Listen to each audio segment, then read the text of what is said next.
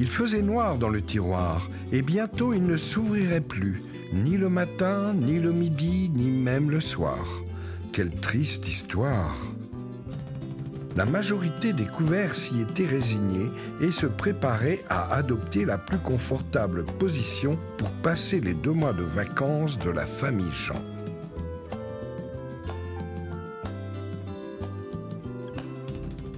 En 2016, mon ami Jean-Philippe Crespin, compositeur, arrangeur, également chanteur, m'appelle pour me dire qu'il aimerait travailler avec moi sur un projet de chansons faites à partir de recettes de gâteaux qu'une amie a faites. Et il m'envoie ces recettes, je commence à imaginer ce qu'on peut en faire, et puis je commence une première chanson autour d'une recette en imaginant moi une mélodie. Et je lui envoie. Et puis lui, à partir de ça, je lui envoie juste le texte. Et à partir du texte, il crée une autre mélodie que je recorrige au niveau des mots.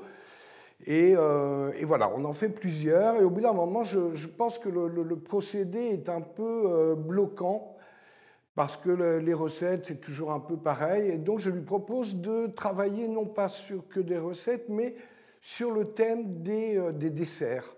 Et donc, j'imagine d'autres histoires autour des macarons, par exemple, autour du chocolat, des glaces. Et tout ça dure jusqu'en 2018, où on finit par avoir un corpus d'une vingtaine de chansons. Et lui travaille depuis 10 ans avec une grande maison d'édition française qui a pignon sur rue. Et on leur propose le projet. Mais on sent qu'ils sont intéressés quand on les voit. Mais on comprend aussi qu'ils veulent faire des sous et qu'ils ont beaucoup plus de facilité à faire de l'argent avec des livres à puce où il y a des chansons de 20 secondes et que de se lancer dans la production d'une histoire leur pose problème. Donc on comprend ça avec le temps qui passe. Et au bout d'un moment, je vois le Salon du livre de la jeunesse à Montreuil en décembre 2017 et je vais y faire un tour pour découvrir les éditeurs spécialisés dans les livres pour enfants avec des disques ou au moins des pistes sonores. Et c'est là que je rencontre Delphine Lagage qui est très intéressée par cette idée de réaliser un projet autour des desserts. Et donc, alors il se passe encore un peu de temps où on s'envoie des chansons qu'elle aime bien, et puis et le temps passe, on en envoie plusieurs, et puis au bout d'un moment, encore 6 mois plus tard, lors d'une discussion entre Jean-Philippe, l'éditrice Delphine Lagage du label Dans la forêt, et moi, mon ami Jean-Philippe Crespin, compositeur, se dit « Et si on faisait une histoire? Il faudrait trouver un auteur. » Et là, mon sang ne fait qu'un tour. Je dis « Mais je vais faire l'histoire, je vais l'écrire, cette histoire. » Et il suggérait qu'on parte d'une chanson qui s'appelle Les couverts partent en balade, où à chaque couplet, c'est les petites cuillères au début, puis les couteaux et les fourchettes qui vont faire des choses autour du monde et qui font des choses spécialisées avec les desserts. Et donc, à partir de là, c'était vraiment la bonne chanson, en fait, pour démarrer. Et elle est au centre du livre. Et à partir de ce moment-là, il fallait trouver donc des aventures à faire vivre à ces petites cuillères que j'ai très vite appelées argent et inox, pour donner des typologies faciles à retenir et leur donner aussi des caractères. Et j'étais ouvrir le tiroir de ma cuisine. Et là, j'ai vu tous les autres couverts, j'ai imaginé des interactions, et les idées se sont mises en place, et j'ai commencé à écrire cette histoire. Alors, en partant au départ de ces chansons qui avaient été déjà écrites au préalable, mais comme cette chanson, c'était Les couverts partent en balade, il fallait trouver un moyen de les faire voyager et d'aller dans différents pays autour du monde. Donc, ces petites cuillères, elles ont plusieurs atouts. C'est elles qui écrivent les chansons dans l'histoire, et elles sont télépathes. Et elles communiquent avec la famille, qui s'appelle la famille Jean, G-E-N-S, pareil, pour être très générique. Eux, on ne les entend jamais, sauf quand les petites cuillères les font chanter. Et donc, les petites cuillères, à un moment, elles veulent s'échapper, elles ne veulent pas rester dans ce tiroir plein de couteaux, de fourchettes, d'autres cuillères un peu désespérées dans leur sort, qui se contentent de leur quotidien. Elles ont envie de découvrir d'autres desserts, d'autres musiques, parce qu'elles sont toutes les deux musiciennes. Et elles décident de s'échapper. Ça ne marche pas, elles se font repérer avec le bruit qu'elles font. Mais le lendemain matin, la petite fille, Mademoiselle Jean, et Petit Jean, son petit frère, décident de les emmener en vacances. Et elles ne restent pas pendant ces longs mois d'été à s'ennuyer dans le tiroir. Et là-bas, chez la mamie Jean, elles entendent à un moment un concours radiophonique pour gagner un tour du monde pour 5 personnes. Et effectivement, elles ont la bonne réponse, elles la transmettent à la grand-mère et elles partent au tour du monde.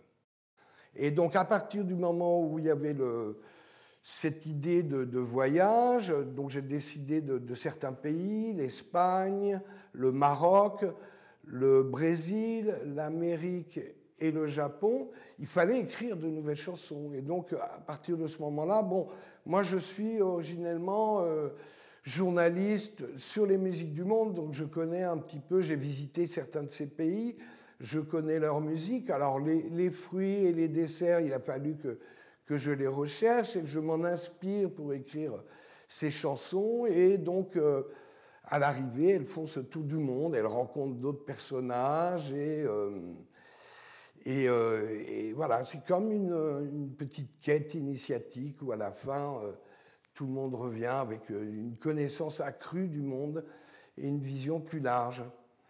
Et donc, et à la fin, tout à la fin, la dernière chanson, après une fête où on réunit tous les amis, y compris des amis rencontrés en voyage, il y a un grand banquet et à la fin, il faut que tout le monde aille se brosser les dents après tout ce sucre ingurgité.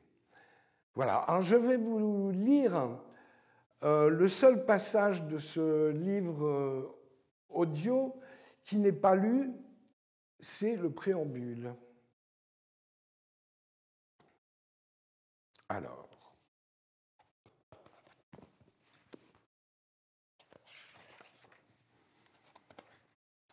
malgré son âge honorable, Argent, petite cuillère fabriquée dans le même noble métal, est le dernier couvert arrivé dans le tiroir du vaisselier de la famille Jean. Elle fut offerte à Mademoiselle Jean par son petit frère, qu'il avait trouvé sur le trottoir d'une rue de leur quartier. Oh, elle n'y était pas depuis longtemps. Quand Petit Jean la ramassa, elle venait de s'échapper d'un lot de couverts dépareillés vendus sur une brocante par les acquéreurs de la belle maison de la famille de, où Argent avait commencé sa carrière. Dans cette vieille famille assez chic, elle avait appris sur le monde 1000 choses qui lui avaient donné envie de le découvrir. En arrivant dans le tiroir du vaisselier de la famille Jean, elle ne fut pas très bien accueillie. Une vieille fourchette aigrie déclara que, sans être assortie à un couteau, une fourchette et une cuillère à soupe de même origine, une petite cuillère, même en argent, n'avaient aucune valeur. Un couteau mal affûté, ayant appris que le tatouage d'argent était une clé de sol, rit aux éclats, car selon lui, une petite cuillère affublée d'une clé de poisson était parfaitement inutile. Inox, la petite cuillère de Petit Jean, était furieux d'entendre autant de bêtises. Il remit à sa place la vieille fourchette en lui rappelant qu'elle n'avait pas été utilisée depuis des années. Il expliqua sèchement au couteau ignorant la différence entre une portée musicale et une clé pour ouvrir une boîte de conserve de poisson, ajoutant que les sols ne finissaient généralement pas en boîte. Après cette intervention, plus personne n'osa critiquer Argent. Inox portait aussi un tatouage, celui d'une guitare, et les 2 petites cuillères qui adoraient inventer des chansons devinrent rapidement des amis inséparables, à l'exception de Grand-Père Cuillère, qui savourait sa retraite, et d'Édenté, qui, ayant perdu une dent dans une viande trop cuite, se cachaient au fond du tiroir de peur d'être rejetés. La plupart des couverts passaient leur temps à se chamailler pour être choisis au moment de passer à table. Une question qu'Inox et Argent ne se posaient pas, car les 2 petites cuillères étaient de tous les repas. Mais des repas, il n'y en aurait pas avant un bon moment. C'est ici que notre conte commence. Alors voilà, ce livre a été illustré par une jeune illustratrice de talent qui s'appelle Stéphania Arceri, que m'a présenté Delphine Lagache, et avec qui on a travaillé en détail toutes ces histoires. Et voilà. Et donc, ce travail s'est fait pendant la période de Covid. Donc, il y a eu des contretemps. L'un d'entre eux, c'était que moi, j'avais réalisé une maquette avec mes 2 enfants, surtout pour mon fils qui avait un certain talent. Mais lorsqu'est arrivé le moment du véritable enregistrement, mon fils étant devenu un adolescent, a mué et n'avait plus que ce côté dynamique de l'enfance et commençait à avoir l'apathie de l'adolescence. Donc il a fallu trouver d'autres enfants pour interpréter les 2 petites cuillères, qui sont les deux jeunes comédiens. Et sinon, moi, j'ai réalisé toutes les voix. Et l'enregistrement de la musique s'est fait en 2019. L'enregistrement des voix s'est fait dans la même année. Le disque livre audio est sorti en juin 2021. Voilà, alors Argent et Inox s'échappent du tiroir. C'est une façon pour les lecteurs, les enfants, de s'échapper, mais aussi pour apprendre des choses sur les pays, sur leurs desserts, sur leur musique. Il y a beaucoup d'indications et de rêver, surtout de rêver et de comprendre qu'on peut toujours aller plus loin que son simple environnement, que le monde est fait de plein de choses à découvrir et à déguster.